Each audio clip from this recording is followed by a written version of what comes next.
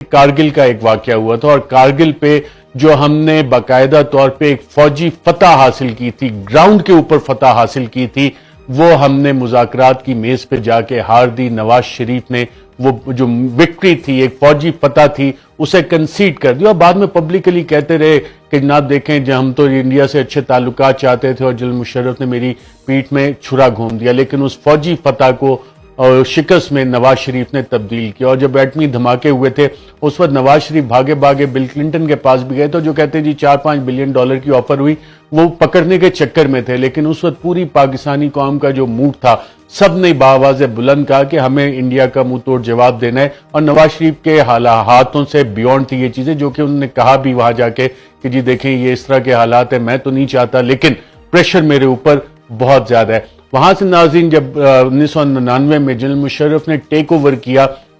تو اس وقت I am F کا شوکت عزیز اور ساری چیزیں جب سامنے آئیں کہ اسحاق ڈار جو پاکستان کے حوالے سے چیزیں چلا رہے تھے اس میں تو پاکستان کو باقاعدہ دیوالیہ کرنے کے قریب تھے اور فگر فجنگ ہو رہی تھی، اور جنرل مشرف نے یہ کہا کہ آئی ایم ایف نے باقاعدہ پاکستان کو پینلائز کیا، پاکستان پہ پینلٹی لگائی، جرمانہ لگایا، کیونکہ Ishaq Dar I am F کے ساتھ بھی جھوٹ بول رہے تھے، وہی اسحاق ڈار جو ابھی دوبارہ آئی ایم ایف کے ساتھ نیگوسیشنز کرنے گئے ہوئے تھے اور سنا ہے کہ خالیات واپس آ رہے ہیں، اور اکنامک جو پاکستان کی معاشی صورتحال تھی اس کے بعد جنرل مشرف کے دور میں اسے نکالنے کی کوشش کی گئی، کافی سارے اقدامات لیے گئے، اکانومی کے بہتر کیا گیا، اور اکانومی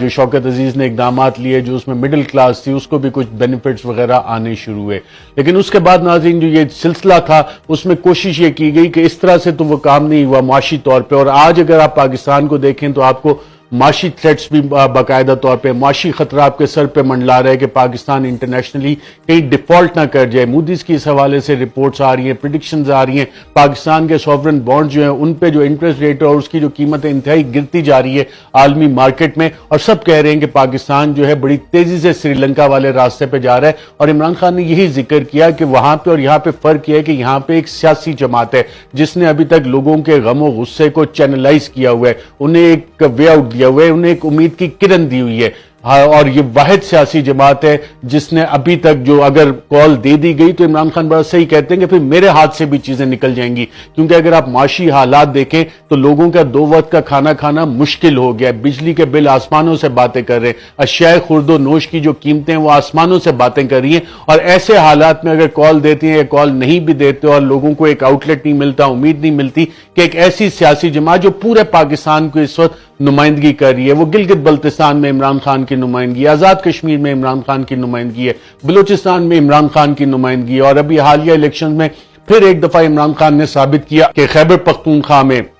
سندھ میں، پنجاب میں اوور ویلمنگ 2/3 میجورٹی، 2/3 اکثریت ان کے لوگ اعتماد کر رہے ہیں، اور یہ جانتے بوجھتے ہوئے کہ عمران خان نے اسمبلی میں نہیں بیٹھنا، انہوں نے یہ ووٹ اس لیے دیا عمران خان کو کہ جو عمران خان باتیں کہہ رہے ہیں اس پہ لوگوں کو اعتماد ہے، انہیں اس حکومت پہ اعتماد نہیں ہے۔ ایک منی ریفرینڈم تھا جو سامنے آیا ہے، اور اس کے سامنے کھڑا کون تھا؟ اس کے سامنے نواز شریف جو کہ صرف پنجاب کا لیڈر رہ گیا ہے، اور اب پنجاب میں بھی ان کی وہ مقبولیت ختم ہو چکی ہے۔ جب ان سے لندن میں سوال کیا کہ جناب یہ ضمنی انتخابات میں کیا ہوا تو باپ اور بیٹی مریم نواز دونوں کے پاس اس کا جواب نہیں تھا کہ پنجاب کا جو لیڈر اپنے آپ کو کہتا تھا وہ پنجاب میں بھی اب ختم ہوتا جا رہا ہے۔ اگر آپ پیپلز پارٹی کو دیکھیں تو وہ صرف سندھ کی پارٹی ہو کے رہ گئی، اور سندھ میں بھی خاص طور پہ اندرون سندھ کی ایک جماعت بن کے رہ گئی ہے، پورے پاکستان میں ان کی ریپرزنٹیشن اس طرح سے نہیں ہے۔ مولانا فضل الرحمان ان کی ریپرزنٹیشن شاید چند مدرسوں تک ہے، کچھ بلوچستان کے علاقے، لیکن مدرسوں کی جو ان کی فورس ہے شاید اسٹیبلشمنٹ کو اس کے اسٹریٹجک کچھ یوز ہوگا، کچھ فائدے ہوں گے جس وجہ سے مولانا فضل الرحمان جیسے شخصیت کو برداشت کیا جاتا ہے، اور اوور دا ایئرز ان کی بات اسٹیبلشمنٹ سنتی ہے، کیونکہ کچھ جو اسٹریٹجک ڈیزائنز ہوتے ہیں اس میں وہ مین پاور چاہیے ہوتی ہے، وہ فورس چاہیے ہوتی ہے جو ان مدرسوں سے آ رہی ہوتی ہے۔ اے این پی کو آپ دیکھ لیں صرف خیبر پختونخوا تک، تو اس وقت جو ایک واحد آواز ہے جو پورے پاکستان کی نمائندگی کر رہی ہے وہ عمران خان ہے، جو لوگوں کو ایک امید بھی دے رہے اس اکنامک کرائسس سے۔ اور یہ جو پاکستان کے خلاف ناظرین جو چیزیں شروع ہوئی تھیں اس میں جو 2003-4 میں باقاعدہ ملیٹنسی جو عسکریت پسندی ہے پاکستان میں انفیوز کی گئی، آج پھر دوبارہ عسکریت پسندی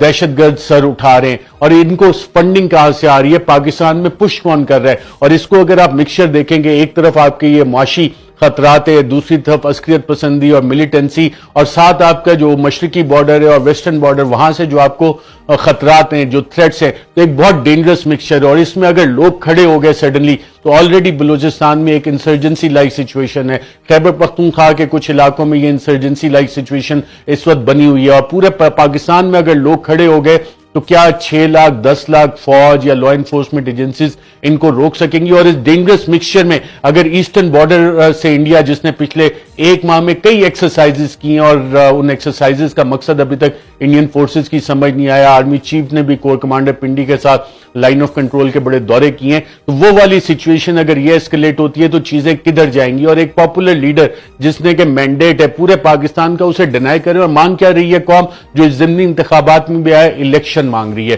صدر جو بائیڈن نے ناظرین اس سارے ڈینجرس مکسچر میں جو بات کی، اس کی یہی بات ہے کہ پاکستان میں سیاسی عدم استحکام ہے، معاشی خطرات منڈلا رہے ہیں، عسکریت پسند سر اٹھا رہی ہے، لوگ جو ہے اس وقت انتہائی شدید غم و غصے میں بکھرے ہوئے پڑے. اور ان حالات میں پھر بات یاد آ جاتی ہے کہ 2008 میں جب آصف زرداری گئے ہوئے تھے امریکہ اور کہیں انہوں نے بات کی کہ جی پاکستان کو $100 بلین چاہیے، تو وال سٹریٹ جرنل میں باقاعدہ یہ خبر چھایا ہوئی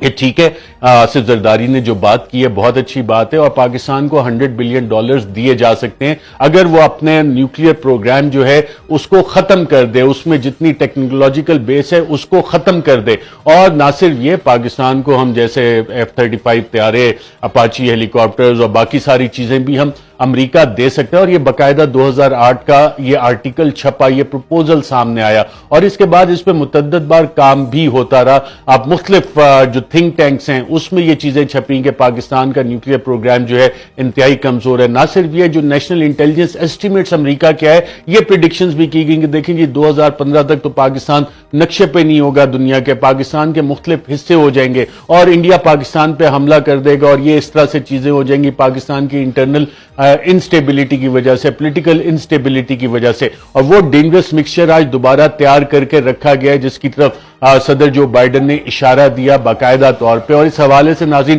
اگر آپ دستاویزات دیکھیں جو کہ چند ڈی کلاسیفائی بھی ہوئے، چند امریکی جو تھنک ٹینکس کی رپورٹس ہیں، کچھ جو اخبارات میں وہاں پہ چیزیں چھپی میڈیا میں، کہ امریکہ نے تو باقاعدہ یہ ایکسرسائز کی ہوئی ہے کہ اگر پاکستان کے حالات اس ڈینجرس مکسچر کی طرف جاتے ہیں تو پاکستان کا جو nuclear command and control system ہے اس کو آپ نے نیوٹرلائز کس طرح سے کرنا ہے، اس پہ جا کے قبضہ کس طرح سے کرنا ہے. یہ باقاعدہ ایکسرسائز ہوئی ہے، یو ایس کمانڈوز نے یہ ساری ایکسرسائزز کی ہیں، یہ امریکی اخبارات میں. اور ہم کہتے ہیں کہ جی بالکل ٹھیک ہے، ہمارا nuclear command and control system بہت زیادہ سیف ہے. لیکن جب یہ اتنے سارے مکسچر آف تھریٹس آ رہی ہے جس کا جو بائیڈن نے اشارہ کیا، عمران خان بار بار کہہ رہے ہیں، سب سے پہلے سمیع ابراہیم کے انٹرویو میں انہوں نے اس طرف اشارہ کیا جس کا کل بھی انہوں نے ذکر کیا، لیکن کسی نے سیریسلی نہیں لیا. اور پھر جو یوکرین میں ناظرین صورتحال بنی، یوکرین کے پاس بھی دنیا میں کافی زیادہ نیوکلیئر ہتھیار تھے، نیوکلیئر وارہیڈز تھے اور یوکرین کو باقاعدہ ڈی نیوکلیئرائز کیا گیا. اور آج آپ یوکرین کی حالت دیکھیں گے، وہاں پہ ایک باقاعدہ پراکسی جنگ لڑی جا رہی ہے. اس پہ بھی کافی ساری چیزیں جس پہ پھر کسی دن بات کریں گے. لیکن اب جو ناظرین صورتحال بن چکی ہے پاکستان میں، ایک آپ کے پاس عوامی لیڈر ہے جس کی تمام صوبوں میں نمائندگی ہے، عوام جس پہ اعتماد کر رہی ہے اور پولیٹیکل سٹیبلائزیشن وہ لا سکتے ہیں. اور اگر یہ کال دے دی گئی تو عمران خان بالکل صحیح کہہ رہے ہیں، جتنا ڈینجرس مکسچر ہے یہ جو تھریٹ میٹرکس اس وقت بنا ہوا ہے، تھریٹ سپیکٹرم پہ اگر ان ساری چیزوں کو دیکھیں تو پھر یہ کسی کے قابو میں نہیں آئے گا، کیونکہ